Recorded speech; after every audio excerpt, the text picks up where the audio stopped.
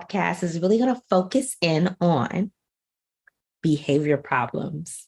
So, parents, if you're like me, your child may have some behavior problems in school, meaning a parent like me or even like me, right? I'm laughing because, sometimes you'll see those behavior problems come from you.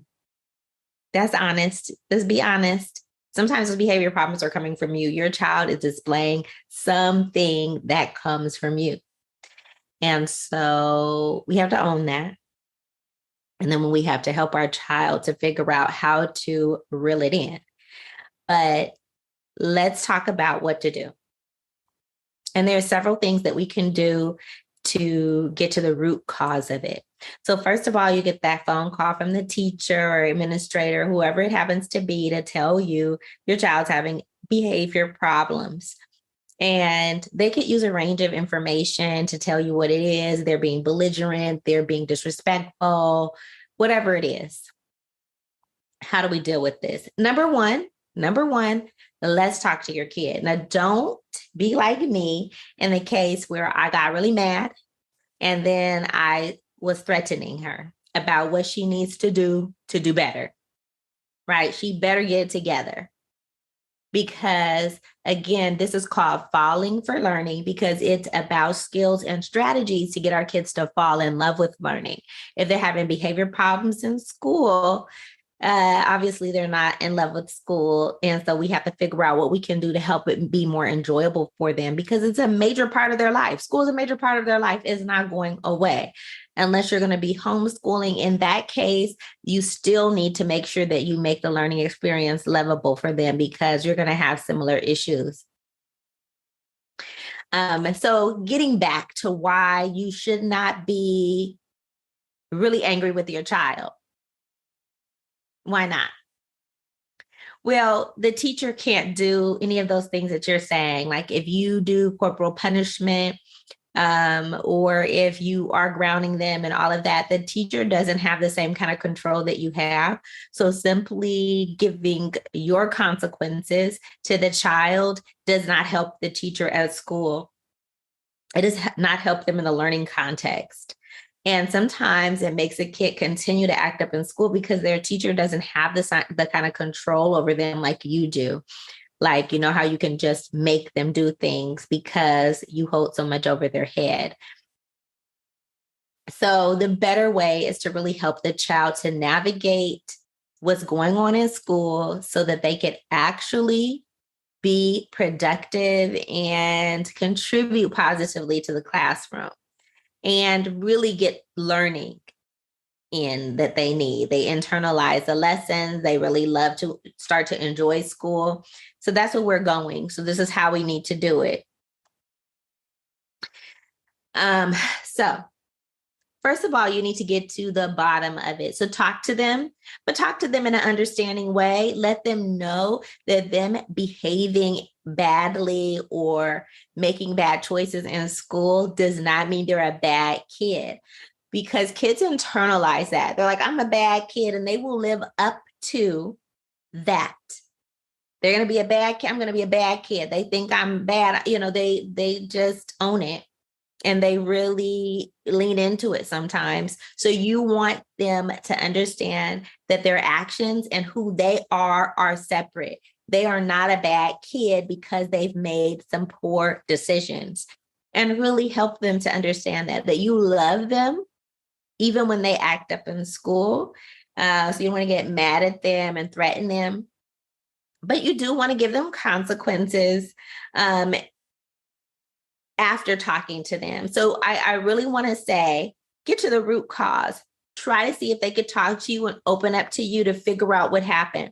Sometimes it's a huge misunderstanding. And if that's the case, be careful, parents. Because sometimes parents will get mad at the teacher and then start bad mouthing the teacher to the kid. Now, does that help? No. Kids tend to believe you as a parent. And if you're sitting here talking about that old so-and-so teacher, the kids going to be looking at that teacher sideways the next day, and they're not really going to have respect for them. And you're going to continue to have the same problem, and they still might have to be in that class. And it just escalates, more problems, more problems. So to get to the root cause, figure out what it is. Remember, teachers are dealing with something different than you are. They have 30 kids, 25, multiple kids in their class, so they may not see what's going on. Now, of course, teachers have biases, just like we do as individuals. And of course, as individuals, and we're biased towards our kids. And we are overprotective of our kids, some of us. And I've been accused of this more than one time, and that's all right.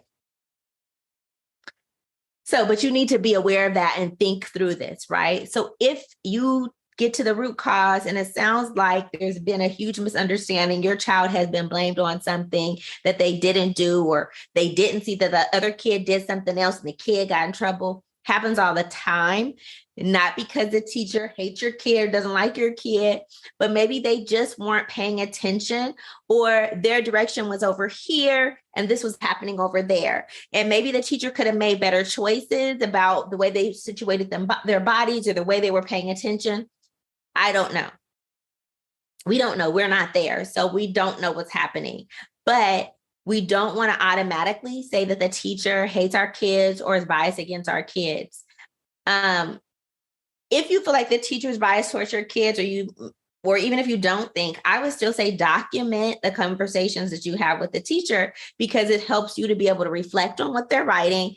And the way you could do this could be text messages. Some teachers are very informal, where they'll do text messages, or sometimes it's an email message. So email or text message works for you to document what's happening. You may or may not want to get into the phone conversations. You may even want to write a letter or something and then take a picture of it. Again, though, I don't find that very reliable for kids to send a written paper to the teacher. Sometimes it happens, but a lot of times that doesn't get from point A to point B. So choosing some electronic communication, and of course, many schools have some learning management systems such as Schoology or something like that, where you can communicate electronically that way as well. So some way to document what is being written and to stay abreast of what's happening. You may also want to choose a sit-down conversation with the teacher, a conference, to get to the bottom of the issues as well. So those are some ways. Now, if you feel like the situation's out of control, like we don't trust the teacher to meet with me and be unbiased or be fair or whatever it is, you always can get an administrator involved. Sometimes they choose counselors, but some parents think that counselors have some kind of sway over teachers, and they really don't.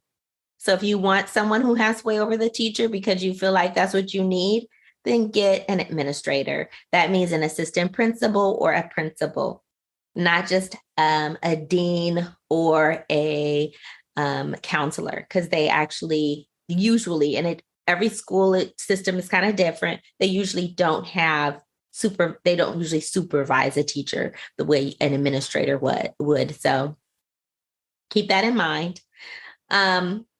So again, the root cause, if the root cause you find out, yeah, this is what my child did, and you believe your child was doing something they shouldn't, then you want to make a kind of contract with your child about behaving better and why they should behave better. And you may want to give them a positive consequence, or you may want to make sure you check in with the teacher, like, okay, I see that my child is having a problem with whatever this is, a type of behavior. Here's some things that really help with them. So maybe give the teacher some suggestions on how to deal with your child in a better way or more productive way. And then you're going to tell your child what the teacher would maybe do to help, and what you're going to do to help, and how you're going to check in on a weekly basis or bi-weekly basis or whatever, maybe daily if you feel like it's needed, because it's happened so many times. And you want to make sure that you're following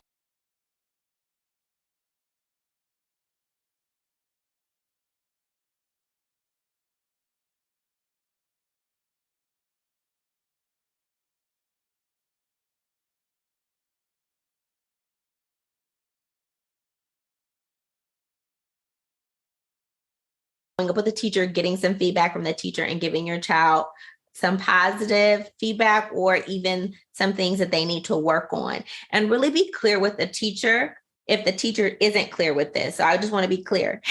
I want to be clear. Sometimes teachers lead with negative. Oh, Joshua was having a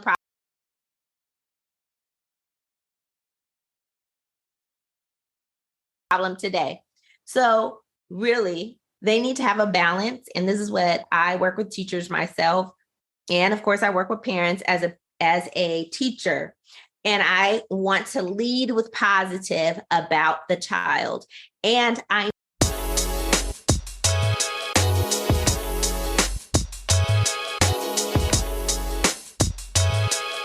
Hello, parents and caregivers. Join us every Wednesday for our Well Educated Wednesdays on Instagram Live from 5:30 to 6 o'clock. We will be getting your questions answered about how to get kids on track for learning and to stay on track for success. It's free, and you can ask any question that you would like. We're here to serve you and to make sure that you have the tools and strategies needed to make sure your kids are a success. And you can make sure that next generation is on a path to greatness.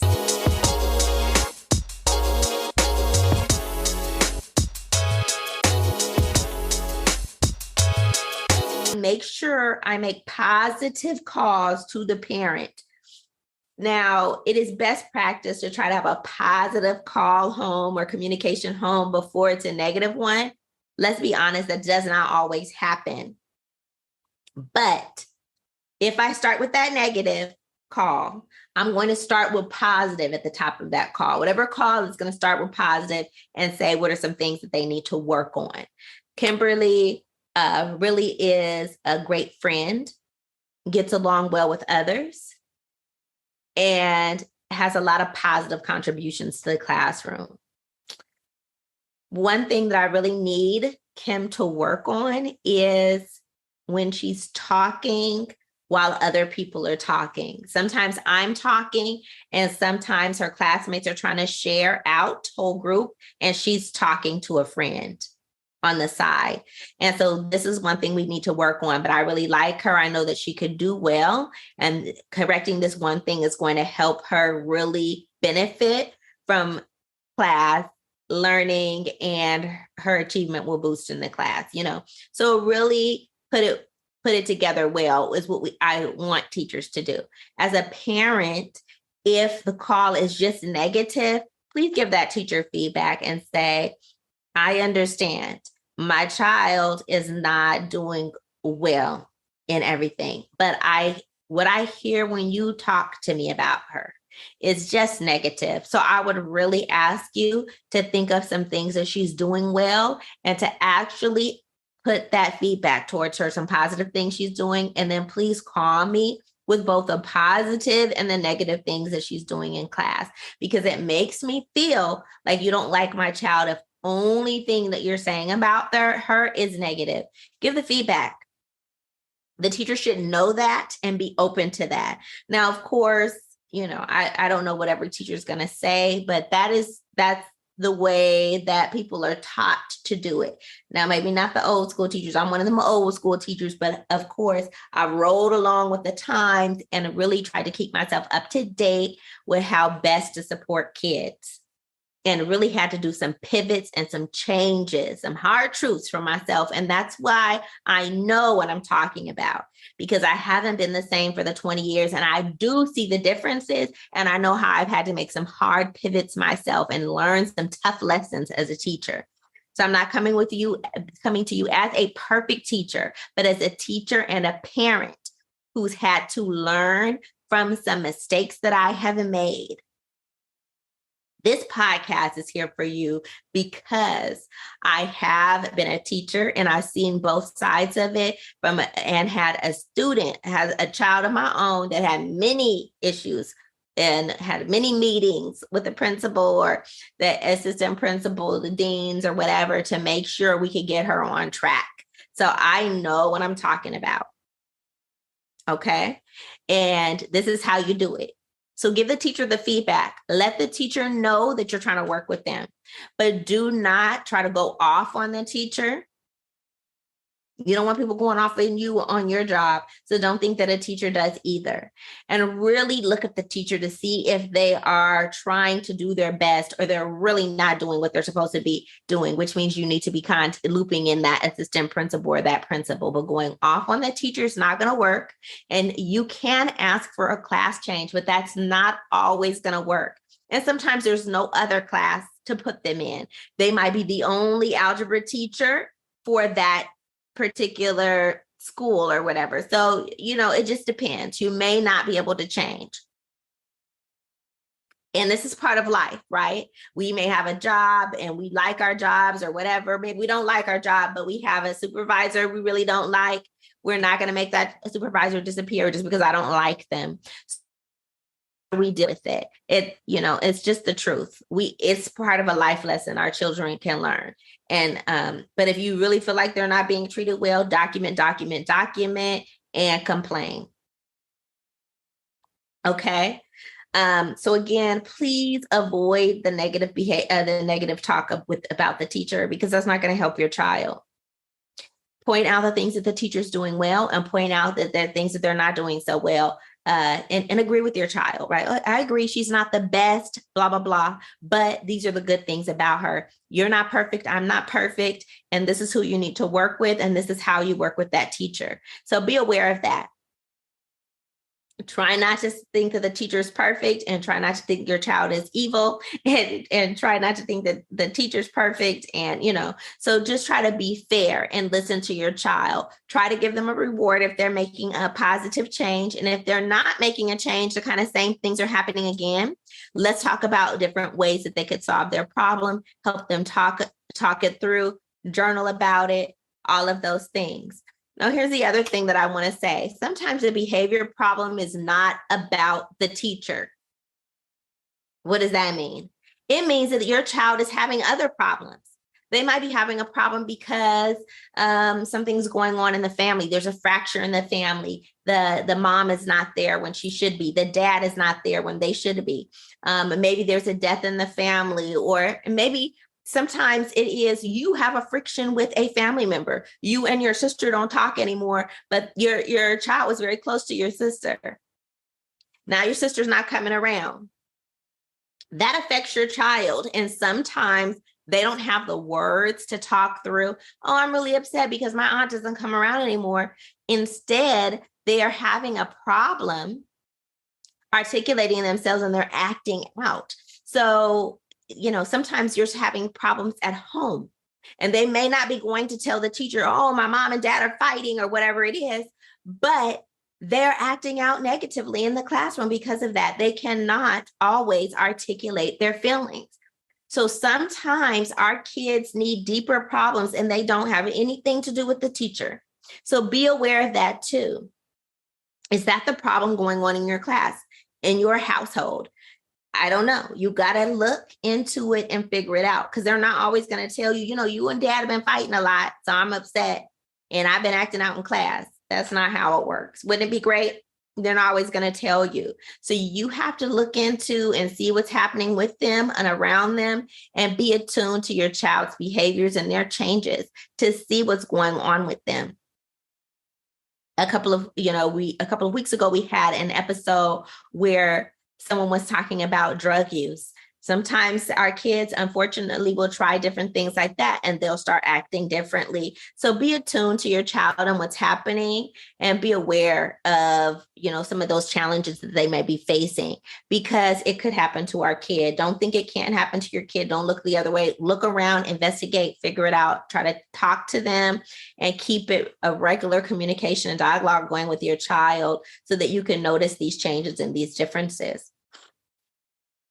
If it's a problem that is like going on in your family, you may need to go to family counseling, or the child just may be going to counseling so they could work through an issue or a loss or something like that they've had. And that might be helpful as well. There are several journals that you can also read from or help your child work through their issues. So there's lots of resources available to help your child work through it, but professional help may be it. But you could try other things as well. So be aware that you need to get to, and going back to the top, be aware, do an investigation. What's the root cause of this behavior issue? Is it the teacher? Could be.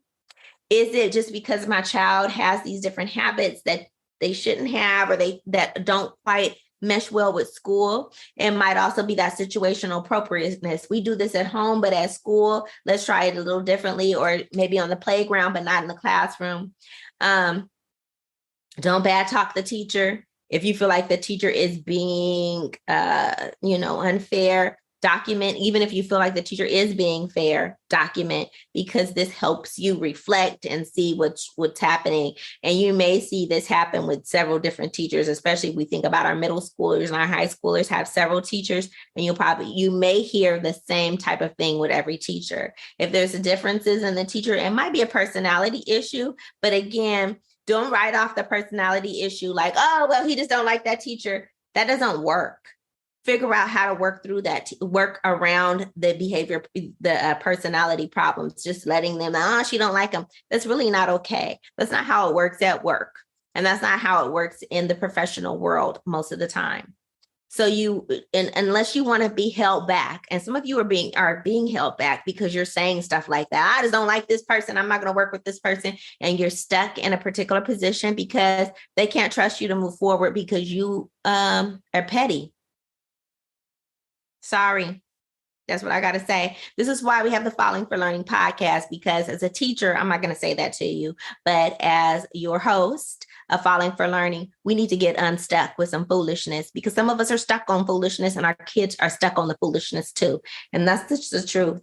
And, someone needed to tell you. Anywho, to solve the behavior problems, try to put your child on some type of behavior contract. Maybe the teacher can put them on a behavior contract, and to figure out those regular intervals that you're going to check in once a week, once a day if needed, once every 2 weeks, and communicate with the teacher what you need. If the teacher's just saying all negative, say, guess what? I need to hear some positive sometimes. If I haven't heard from you in a week because my child was doing okay, and then now I hear from you again when they made a bad choice, then I should have heard something in between when we had some positives. And just be honest with them about that. Don't go off on them. Be honest with them. Have the communication. And again, get that counseling if it's needed. This is Falling in Love with Learning.